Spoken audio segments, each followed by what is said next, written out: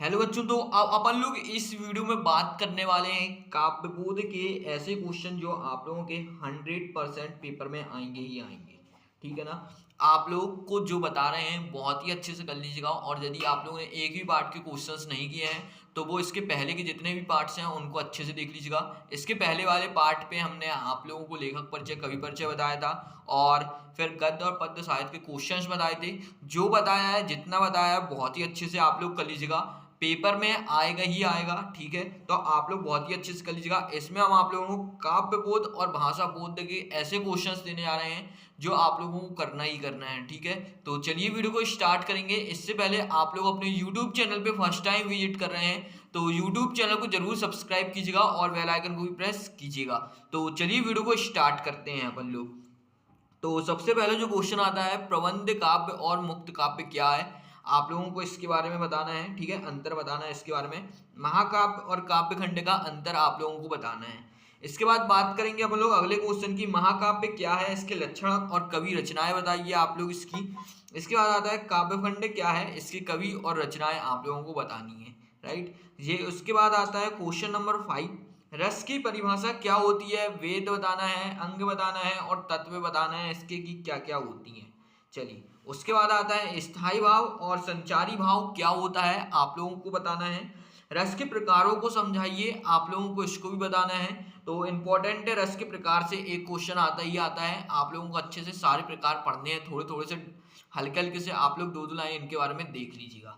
ठीक है, चलिए अब अपन लोग आगे जहाँ पे क्वेश्चन देखेंगे, आप लोगों का अगला क्वेश्चन क्या आता है, अलंकार की परिभाषा और इसके प्रकार लिखिए। ठीक है, आप लोगों को प्रकार लिखना है। इसके बाद आता है विशेषिक अलंकार और विक्रितित अलंकार, दर्शन अलंकार समझाइए। ये तीनों अलंकार आप लोगों को डेफिनेशन याद कर लेनी है इनकी। ठीक है ना।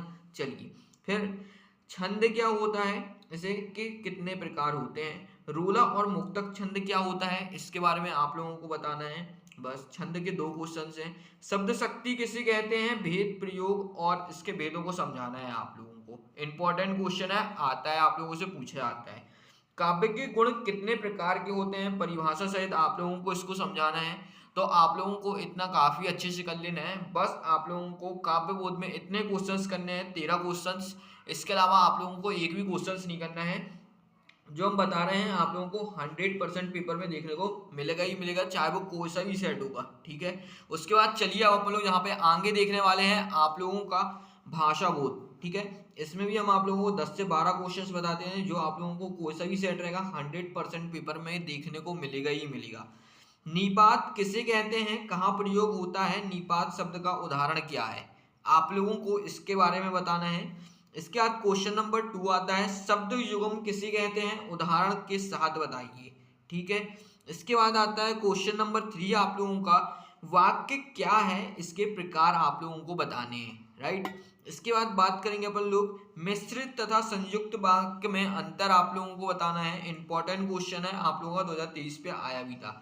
इसके बाद आता है अर्थ के आधार पे और क्रिया के आधार पे वाक्य कितने प्रकार के होते हैं, इनके आप लोगों को नाम बताना है। और ये चीज आप लोगों को ऑब्जेक्टिव में भी आएगी। ये क्वेश्चन आपको ऑब्जेक्टिव में आता है। ठीक है, तो आप लोग इसको काफी अच्छे से कर लीजिएगा। चलिए अब आप लोग यहाँ से आगे के क्वेश्चंस देखते हैं कि आगे के क्वेश्चंस आप लोगों को कौन सी करना है। ठीक है, उसका क्वेश्चन नंबर 6 आता है यहाँ पे आप लोगों का। तो अब अपना क्वेश्चन नंबर 6 आता है, रचना के अनुसार वाक्य के प्रकार लिखिए।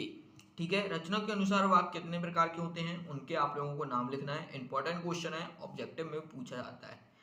मुहावरे और लोकोक्तियों में अंतर लिखना है और इसके उदाहरण भी बताना है आप लोगों को। राइट, तो आप लोग इसको अच्छे से कर लीजिएगा। इसके बाद आता है राष्ट्रभाषा क्या है, भारत की राष्ट्रभाषा क्या है और इसकी विशेषताएं बताइए। इंपॉर्टेंट क्वेश्चन है, आईएमपी क्वेश्चन है, आप लोगों को आता ही आता है। इसके बाद आता है राज्यभाषा क्या है, भारत में राज्यभाषा क्या होती है और इसकी आप लोगों को विशेषताएं बतानी है। बहुत ही ज़्यादा इंपॉर्टेंट क्वेश्चन है, आप लोगों को इन दोनों क्वेश्चंस को करना ही है। और हम आपको ये भी बता दें कि राज्यभाषा और राष्ट्रभाषा में अंतर लिखने भी आप लोगों को आता है। ठीक है, तो आप लोगों को इन दोनों को काफ़ी अच्छे से पढ़ लेना है। ठीक है, चलिए अब अपन लोग आगे बढ़ने वाले हैं। यहाँ से क्वेश्चन नंबर 10 देखेंगे, सार लेखन व भाव पल्लवन में क्या अंतर है। इंपॉर्टेंट क्वेश्चन है, 2023 में आप लोगों का ये पेपर में आया हुआ क्वेश्चन है। ठीक है, इसके बाद भाव पल्लवन किसे कहते हैं, इसकी उपयोगिता क्या होती है और किस निर्देशक का ये पालन करता है। आप लोगों को इसके बारे में सिर्फ इतना ही पढ़ना है, राइट। और उसका लास्ट क्वेश्चन आता है, विज्ञापन क्या होता है। तो जितना भी अभी तक हमने आप लोगों को यहाँ पे भाषा बोध में बताया है, आप लोगों को अच्छे से बिल्कुल पढ़ लेना है। आप लोगों को पेपर में इसके बाहर कुछ भी नहीं आएगा और पेपर में ये आप लोगों को 100% देखने को मिलेगा ही मिलेगा। ठीक है, तो जितने भी हम आप लोगों को पार्ट बता रहे हैं, बहुत ही अच्छे से आप लोगों को सभी को करना है और अपने YouTube चैनल को सब्सक्राइब कर लीजिएगा, जिससे कि आप लोगों को जितने भी इंपॉर्टेंट वीडियोस आने वाली हैं उनका सभी का नोटिफिकेशंस आपको मिल जाएगा, राइट। तो YouTube चैनल को सब्सक्राइब करके टेलीग्राम चैनल को भी ज्वाइन कर लीजिएगा। इन सभी चीज़ों के PDF आप लोगों को हम वहाँ पे शेयर कर देंगे, तो आप लोग वहाँ से भी देख लीजिएगा। अब अपन लोग मिलेंगे अगली वीडियो पर।